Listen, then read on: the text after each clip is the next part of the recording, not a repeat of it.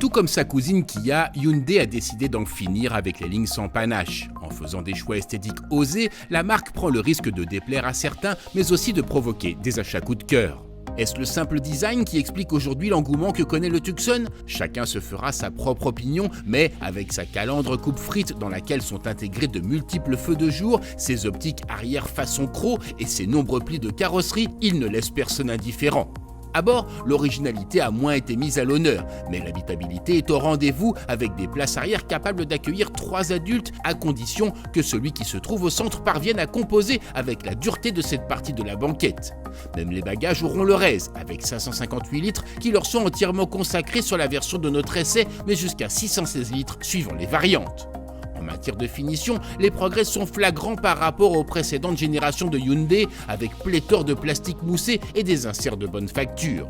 La présentation est également très élégante avec un combiné d'instrumentation digitale et une tablette tactile offrant une haute définition d'image ainsi que, sur notre modèle d'essai, une sellerie en cuir gris clair qui va de pair avec un habitacle biton. Alors que le Tucson est également disponible en version essence, diesel et full hybride, nous avons choisi d'essayer la plus propre d'entre toutes, l'hybride rechargeable. Ses entrailles sont composées du 1,6 litre TGDI de 180 chevaux, d'un moteur électrique de 91 chevaux et d'une batterie de 13,8 kWh. L'ensemble développe un maximum de 265 chevaux, soit une puissance dans le haut du panier si l'on regarde les concurrents.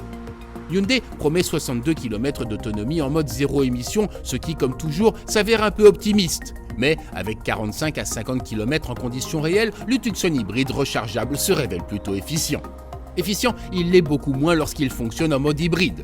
Nos relevés font état de 7 litres au 100 km en ville, de 9 litres au 100 km sur le réseau secondaire et d'une moyenne de 11 litres au 100 km sur autoroute. C'est beaucoup, un Volkswagen Tiguan e-hybride avalant 1 à 2 litres de moins tous les 100 km. Cela s'explique par la masse importante de ce SUV qui dépassera les 2 tonnes pour peu que l'on voyage à deux. Si elle s'avère gourmande, la mécanique s'avère en revanche très agréable à mener. Sa réactivité fait des dépassements une simple formalité et elle se fait toujours très discrète, quel que soit le régime.